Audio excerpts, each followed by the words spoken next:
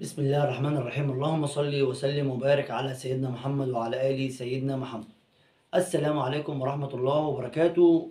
أهلا ومرحبا بكم من جديد في قناتكم المفضلة قناة اي جي ويب.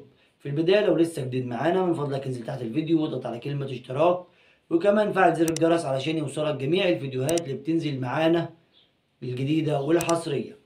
اما لو عجبك الفيديو فما تبخلش علينا بلايك وشير للفيديو، لان اللايك بتاع حضرتك بيدعمنا ويخلينا نستمر بنشر المزيد من الفيديوهات ونقدم كل ما هو جديد وحصري من خلال قناتنا على اليوتيوب. وكمان ما تنساش تسيب لنا تعليق حلو من حضرتك لو الفيديو كمان عجبك. الفيديو النهارده معانا تردد مهم جدا على قمر نايل سات. هنعرف التردد الجديد لقناة الزيتونة على قمر نايل سات، وهنعرف ازاي كمان نضيف التردد الجديد للقناة، ونبحث وننزل جميع قنوات التردد مش قناة الزيتونة فقط.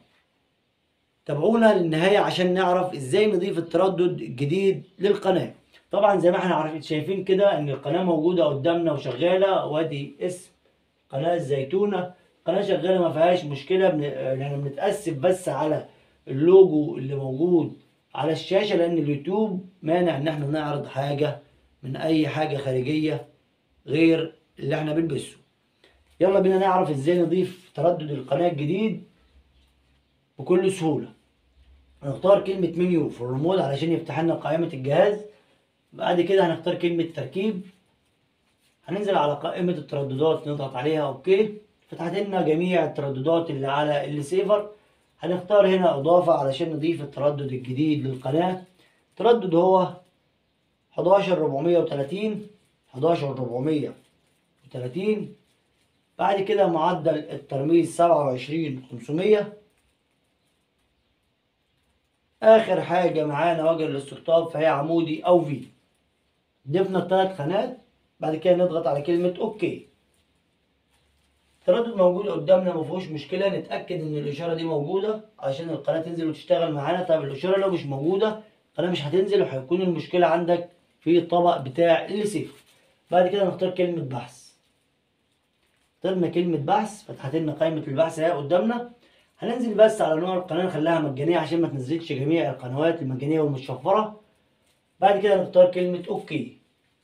اخترنا كلمة اوكي. جميع قنوات التردد اللي احنا ضفناه على قمر نايل سات، وادي التردد موجود معانا. نزل 7 قنوات. حفظ ضيق البحث نضغط نعم ونطلع نشوف القناة نازلة باسم ايه وشغالة على التردد اللي احنا قلنا عليه ولا لا. بس زي ما قلنا في بداية الفيديو لو لسه جديد ما تنساش تشترك معانا في القناة، وكمان تضغط لايك للفيديو وتعليق حلو من حضرتك.